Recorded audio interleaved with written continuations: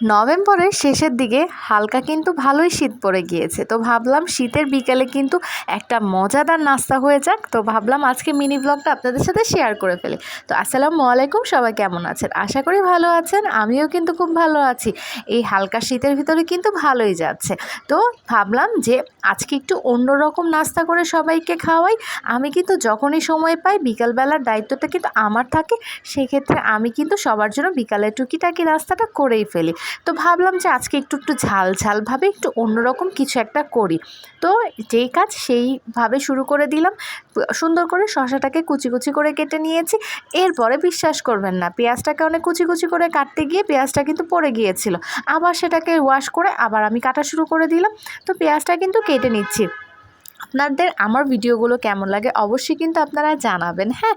আর আমি কিন্তু আপনাদের সাথে শেয়ার করি অলওয়েজই, আমি বিকালবেলায় কী করি সেটাই আপনাদের সাথে শেয়ার করার চেষ্টা করি। তারপর একটু ধনেপাতা কেটে নিলাম, কাঁচামরিচ কেটে নিলাম।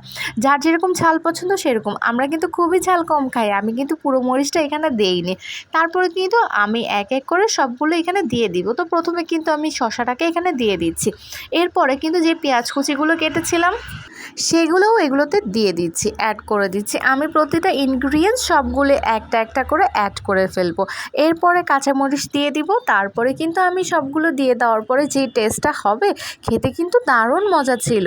আর এটা কিন্তু আপনি যদি ঝাল ঝালভাবে বিকালবেলা খান, এই হালকা শীতে নভেম্বরের শীতটাতে কিন্তু আপনার একটুও শীত লাগবে না, তখন কিন্তু খেতে খুবই মজা লাগবে। আর এখন কিন্তু আমি সবগুলো উপকরণ মিক্সড করব না, এর সাথে আরও কিছু ইনগ্রিডিয়েন্টস অ্যাড করব। অ্যাড করতে করতেই কিন্তু আমি পুরো ভিডিওটা শেষ করে ফেলবো।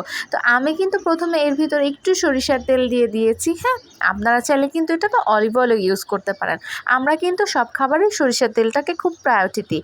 তারপরে স্বাদ মতো লবণ দিয়ে দিয়েছি। আপনারা যদি চান লবণের পরিবর্তে বিট লবণও দিতে পারেন, কিন্তু সবসময় তো আর একই রকম ভালো লাগে না। আর এইটাতে একটু টেস্ট বাড়াতে কিন্তু সবচেয়ে বেশি যেই টেস্টটা ছিল সেটা হচ্ছে চাট মশলা। তো চাট মশলাটা কিন্তু আমি এর ভিতরে দিয়ে খুব ভালো করে মিক্সড করে নিচ্ছি। আপনারা কি জানেন এটা কিন্তু এইভাবে খেতেও অনেক মজা।